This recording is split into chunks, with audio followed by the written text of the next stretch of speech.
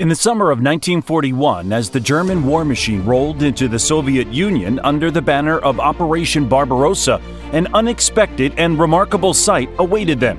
Unlike their previous conquest in Poland, France, and the Low Countries, this invasion had a unique twist: the presence of Soviet female soldiers on the battlefield. These female soldiers, a secret weapon of the Red Army, were not only underestimated by the Germans, but were completely unknown to them.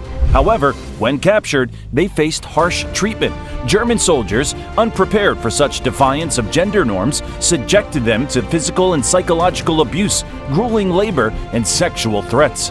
Join us as we delve into the untold stories of these courageous women, shedding light on their resilience in the face of adversity during this turbulent period in history. World War II was a pivotal event in world history. One of its most intense battlegrounds was the Eastern Front, where Nazi Germany clashed with Soviet Russia.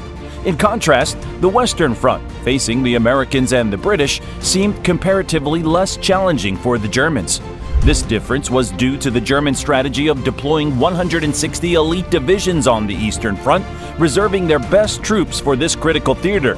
The Western Front, by contrast, saw fewer German divisions, and these troops were of lower quality. One significant contrast between the two sides was their view of women in the military. The Germans held the belief that women were unsuited for combat roles and primarily assigned them to secondary duties like guarding prison camps and driving. In contrast, the Soviet Union believed in gender equality and actively employed women in combat roles. Many female snipers in the Red Army and pilots in the Russian Air Force engaged in actual combat. In total, nearly 1 million women served in combat roles on the Soviet side. The German invasion of Russia in June of 1941 took both sides by surprise. The Germans, accustomed to facing male combatants, were astonished to find many female soldiers among their captured prisoners. This was a phenomenon they had not encountered in previous battles in Norway, France, and Poland. The Nazi soldiers were taken aback when they saw women operating field guns and carrying rifles. They even encountered women pilots, whom they nicknamed night witches. Remarkably, 200,000 women were decorated for their bravery, with 89 receiving the highest award for valor, the Hero of the Soviet Union. However, the German army struggled to accept the presence of women in uniform. On June 29, 1941, Field Marshal Gunther von Kluge, commander of the Fourth Army, issued an order to summarily execute captured female soldiers. Although this illegal order was later withdrawn, individual commanders continued to issue similar orders, resulting in the execution of female POWs. The situation worsened in October 1941 when women captured while participating in partisan activities behind German lines faced Field Marshal Walter von Reichenau's directive to execute them immediately, along with captured male Russian soldiers. General Ernst Hammer, commander of the 75th Division, issued a similar order. As a result of these orders, female soldiers taken as POWs were often executed, with some enduring sexual abuse. These orders were not issued by the Gestapo or the SS, but by the professional German army, a fact that remains inexcusable. Interestingly, there were some cases where captured Soviet women managed to stay alive, but their experiences were far from humane. Wendy Jo Gerjansen's research suggests that around 15,000 Soviet women, including at least 1,000 Red Army members, were forced into serving as prostitutes in field brothels for the German army. One notable exception to this grim fate was when women claimed to be nurses upon capture, whether they had nursing training or not. These women stood apart from the stereotypical Flintwiper image, which depicted women in a negative light. Instead, they were seen as closer to the caring and virtuous women from myths and legends. This claim of being a nurse might have spared them from immediate death, but it did not save them from being sent to concentration camps, where they were coerced into assisting Nazi doctors in conducting horrifying experiments.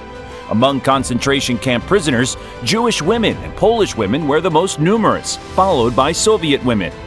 One notorious camp where many of these women ended up was Ravensbrück, where approximately 18,000 women were imprisoned. The number of women killed there is estimated to be in the tens to hundreds of thousands. The brutal treatment of captured female soldiers had a significant impact on the course of the war. These women knew that if they were captured, they faced the grim prospects of rape and execution. In response, they often chose to fight to the death rather than surrender. This heightened determination made it more challenging for the German military to carry out their operations and increased the brutality of counterinsurgency efforts in rear areas. Many of these Soviet female soldiers made enormous contributions to the defeat of Nazism during World War II. Among them, Lydia Litviak stands out as a legendary fighter pilot. With 12 confirmed air victories, she not only ranked as the top female ace of the war, but remains one of the greatest aviators in history. Her unparalleled piloting skills and unyielding courage made her a formidable force in the skies. Tragically, her life was tragically cut short in the line of duty on August 1, 1943, at the tender age of 21. Following closely behind, Yekaterina Budanova was the second-ranking female ace with 11 confirmed victories in aerial combat. She shared a deep friendship with Lydia Litviak and displayed unwavering bravery. Unfortunately, Budanova did not live to witness the war's end, losing her life in 1943 at just 26 years old. While these fighter pilots soared through the skies, Maria Oktyabrskaya exhibited remarkable dedication on the ground. Shortly after the war began, she sold all her possessions to contribute toward acquiring a tank, which she christened the Fighting Girlfriend. Stalin granted her a personal allowance to become the tank's driver mechanic, marking her as the world's first woman in such a role. Her commitment to the cause was unwavering, even in the face of personal danger. Tragically, she was fatally wounded in northern Belarus in 1944 at the age of 38. In the shadowy world of espionage and sabotage, Zoya Kazmodemyanskaya made an indelible mark. She was the first woman to be decorated as a hero of the Soviet Union during World War II. Acting as a saboteur behind German lines, she displayed unparalleled courage. However, her capture by the enemy subjected her to horrifying torture before her execution on November 21, 1941, at a tender 18 years of age. Zoya's legacy endures as a symbol of resistance against the Nazis. Among these remarkable women, Natalia Meklin served as a link commander in the famous 46th Guards Night Bomber Regiment, also known as the Night Witches. Completing an astounding 980 combat missions, Meklin showcased incredible courage and resilience. Her story continued long after the war, with her passing in 2005 at the age of 82. Ludmila Pavlichenko, a top-tier sniper, is remembered not only as the #1 female sniper, but also as one of the finest snipers of all time. Credited with an astounding 309 kills, her incredible marksmanship brought her international recognition, including a meeting with President Franklin Roosevelt during a Soviet delegation visit to the USA. She passed away in 1974 at the age of 58, leaving a legacy of unparalleled skill and bravery. As these women contributed significantly to the war effort, Tatiana Makarova served as a link commander in the Night Witches Regiment. Tragically, she lost her life in the line of duty on August 25, 1944, in the skies over Poland. Her sacrifice at the age of 23 serves as a testament to her unwavering commitment. Alexandra Samasenko, a female tank operator, commanded a T-34 tank and held the unique distinction of being the only woman deputy commander of a tank battalion. Her dedication to the cause was undeniable, but she succumbed to her wounds on March 3, 1945, at the age of 23. Rosa Shanina, another celebrated Soviet sniper, was known for her extraordinary skill in achieving doublets, hitting 2 targets with 2 rapid succession shots. Despite her youth, her prowess was unmatched. Tragically, her life was cut short at the age of 20 on January 28, 1945, after eliminating 59 enemy soldiers and officers. In the ranks of these fearless women, Nina Petrova stands as the most senior female sniper. Joining the Army at the age of 46 as World War II began, she voluntarily served and achieved the remarkable feat of eliminating 122 enemy soldiers during the entire conflict. Sadly, she met her end in a car crash on May 1, 1945, just before victory was achieved.